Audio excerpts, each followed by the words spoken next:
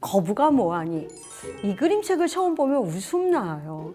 아유, 주인공인 거북은 친구를 만나기 위해 바삐 걸어가다가 언덕 위에서 굴러떨어지는데요. 그 바람에 몸이 뒤집히고 말죠. 혼자서 몸을 다시 뒤집어 보려고 버둥거리는 거북이. 마침 지나가던 참새가 거북아 뭐해? 하고 물어요. 이어지는 거북의 대답이 정말 걸작이죠. 보면 모르니? 나 수영 연습하고 있잖아. 뒤집어진 몸으로 팔다리를 휘적거리는 자신의 모습이 창피했을 거북의 임기응변이 우습기도 하고 귀엽기도 합니다. 연기도 어찌나 잘하는지 어린아이들에게 이 그림책을 읽어주면 천연덕스러운 거북의 표정을 보며 깔깔 웃고는 하죠. 그런데 책장을 넘길수록 슬슬 걱정이 됩니다. 다른 동물들이 지나가도 거북은 도움을 요청하기는커녕 오히려 허세 섞인 말을 늘어놓습니다. 토끼에게는 하늘을 보고 있다는 핑계를 대는가 하면 멧돼지에게는 자기 등껍질 아래 맛있는 게 있으니 찾아보라고 거짓말을 합니다. 멧돼지가 등껍질 아래 코를 들이밀면 혹시나 몸이 뒤집히지 않을까 기대했던 거죠. 심지어 힘센 악어를 일부러 놀리기까지 합니다. 결국 악어는 거북에게 튼튼한 꼬리를 휘두르고 거북은 공중으로 휙 날아가죠. 성공했다고 기뻐하는 것도 잠시, 거북은 또다시 뒤집힌 채로 땅에 떨어져 버립니다. 거북이 쿵 떨어지는 소리에 무슨 일인가 싶어 나온 두더지가 드디어 도움의 손길을 내밀죠. 하지만 도와줄까라고 묻는 두더지에게 거북이는 오히려 볼멘 소리를 합니다. 됐거든. 친구의 호의마저 거절한 거북은 시간이 더 흐르고 나서야 아무도 없는 허공을 향해서 외칩니다. 나 도와줘! 나 살려줘! 고래고래 소리치는 거북에게 누가 다가와 줄까요? 책에 등장하는 거북처럼 어려운 상황에 처해도 주위에 알리거나 도움을 요청하지 못하는 아이들이 있습니다. 어떤 엄마들은 이렇게 하소연을 합니다. 분명 무슨 일이 있는 것 같은데 아무리 물어봐도 말을 안 해요. 뭐 얘기를 해야 위로를 해주든 도와주든 하죠. 정말 답답해 죽겠어요. 그러나 아이들에게도 사실은 이유가 있습니다.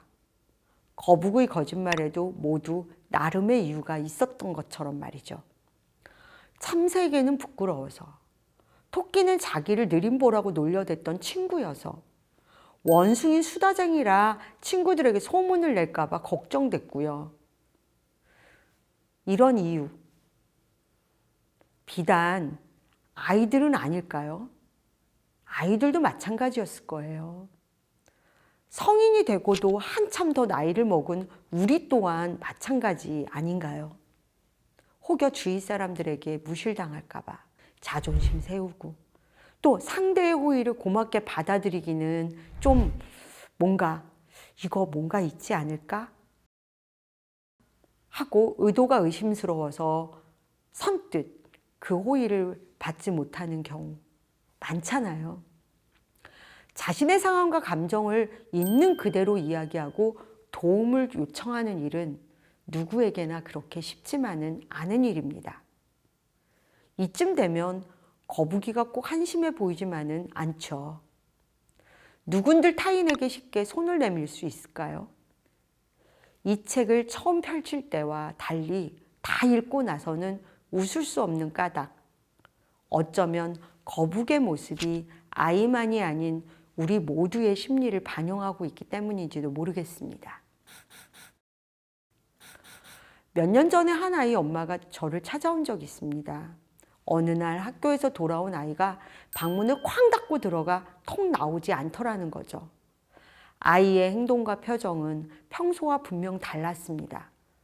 아이 엄마는 아이에게 무슨 일이 있다는 사실을 대번에 알아차렸습니다. 그치만 무슨 일이 있었냐고 물어도 아이는 아니라고만 하는 거예요. 몇 번 물어봐도 아이는 같은 대답만 했고 나중엔 도리어 아무 일 없다니까 화를 내기까지 하죠. 이런 상황은 한동안 계속 반복됐습니다. 아이 엄마는 안절부절 못했어요.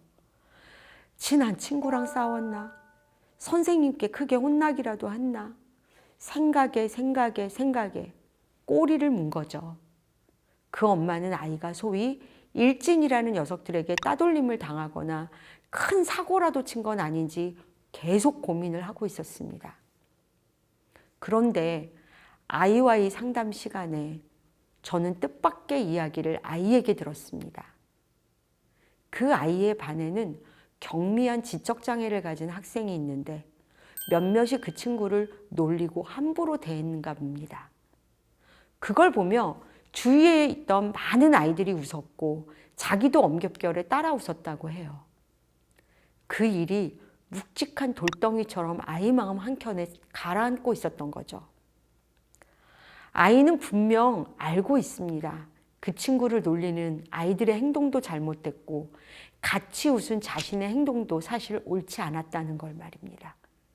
그치만 아이는 잘못을 저지른 친구에게 잘못된 점을 지적하지 못했고 방관자도 아니고 동조자가 되어버렸다는 생각에 아이는 괴로웠습니다. 그래서 집에 와서 기분이 좋지 않았던 겁니다. 교수님, 저도 잘못한 것 같아요. 같이 웃었잖아요. 제가 왜 그랬는지 모르겠어요. 지적 장애를 앓고 있는 친구에 대한 미안함, 같이 웃어버렸던 자신의 행동에 대한 후회, 아무 말도 하지 못하고 돌아온 본인에 대한 실망감 등 수많은 감정이 이 아이의 마음을 휘저었고 이 아이는 혼란스러웠습니다. 그것만으로도 아이는 충분히 힘들었을 텐데 이때 엄마까지 아이를 계속 닥달한 거죠.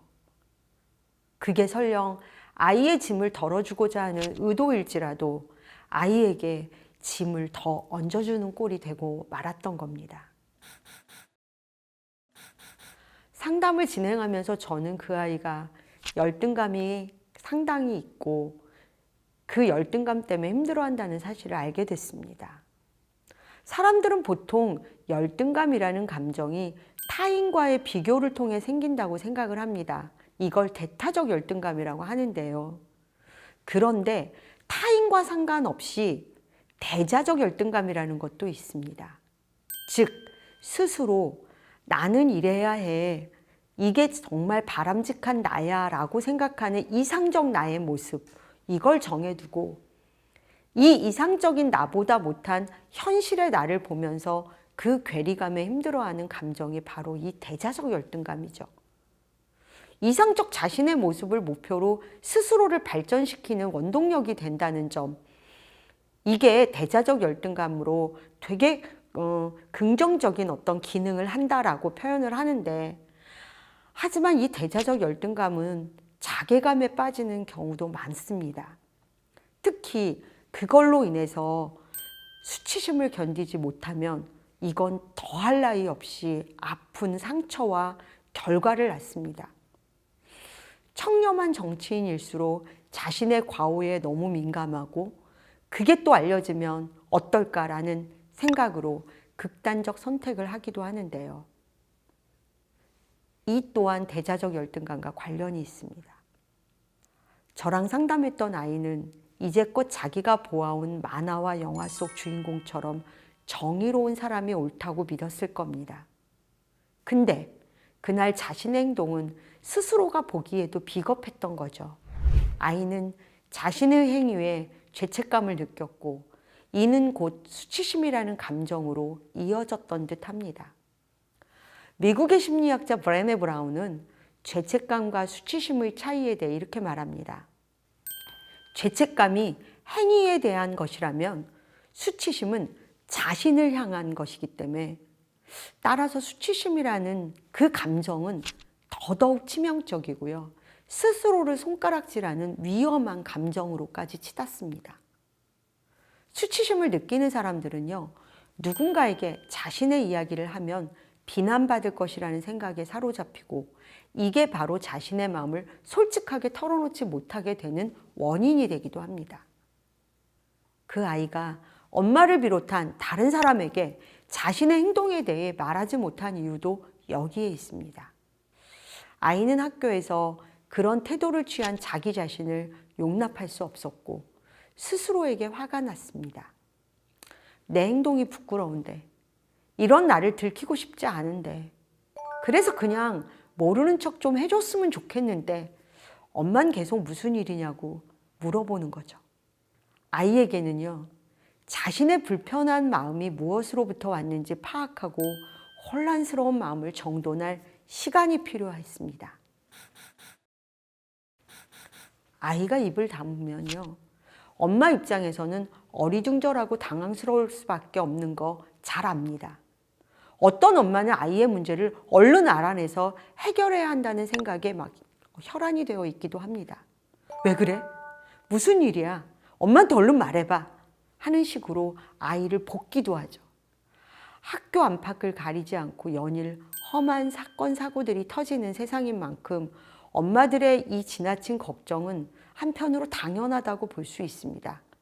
그렇지만 걱정된다는 이유로 아이에게 집요하게 질문을 던지면 아이는 정말 하고 싶은 이야기를 하지 못하고 대신 거짓말을 하게 됩니다. 책 속의 거북이가 창피함을 감추기 위해 엉뚱한 말로 둘러댄 것처럼 말입니다. 엄마의 안다라는 마음이 아이를 그렇게 몰아갈 수 있습니다. 게다가 아이들은요, 어른에 비해 자신이 처한 상황을 해석하는 데 서툽니다. 자신의 감정이 어떤지 모를 때도 많습니다. 상황과 감정을 잘 알고 있어도 표현하기 어려운데 그걸 파악하지 못하고 있으니 무슨 말을 어떻게 해야 될지 모르는 경우도 있다는 거죠. 좀 더 자란 아이들의 경우에는 자기 감정, 즉 자기에 대하여 스스로 느끼는 감정 때문에 불안해하고 부모님의 반응이 격하거나 부정적일까 봐 두려움을 느끼기도 합니다. 어느 쪽이든 아이들에게는요, 이것저것 뒤섞여 끓어오른 감정이 어느 정도 가라앉을 만큼, 또 나를 좀 들여다볼 만큼의 여유가 필요합니다.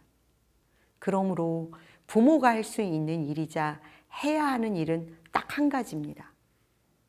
아이가 가슴속에 얹혀있는 감정을 꼭꼭 씹어 충분히 소화시킬 때까지 기다려주는 겁니다. 거북아 뭐하니? 에서 거북은 결국 두더지의 도움을 받습니다. 그러고 나서 너무 창피한 나머지 두더지에게 고맙다는 인사도 하지 않고 황급히 집으로 돌아가는데요.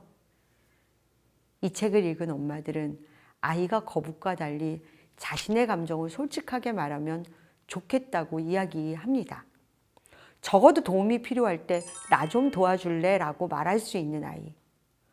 도움을 받은 뒤에는 고마워라고 말할 수 있는 아이로 자라기를 원하고 또 기대합니다.